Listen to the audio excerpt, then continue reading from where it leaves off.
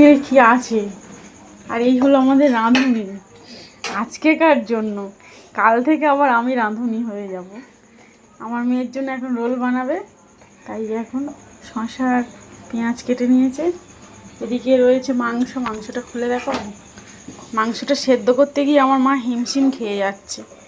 হ্যাঁ, এই মাংস অনেকক্ষণ থেকে সেদ্ধ করছে আস্তে আস্তে। তোমার ঢাকাটা ঠিক হয়নি মা, এই ঢাকাটা একটু ঠিকঠাক হলে সেদ্ধ হয়ে যেত। আর এদিকে এই রোলের জন্য পরোটার মধ্যে ডিম দিয়ে দিয়েছে।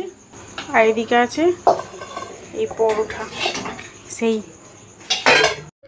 আমার মা পরোটাটা শুধু কেমন বানিয়েছে দেখো, একদম অল্প তেল দিয়ে আর একদম ফুলকো ফুলকো নরম নরম, কি সুন্দর পরোটা বানিয়েছে। এই পরোটাটা খেতে না আমার হেব্বি লাগে। তো যাই হোক, সেই জন্য মাকে বলেছিলাম মা পরোটা বানাও, বানিয়েছে। টাটা সবাইকে।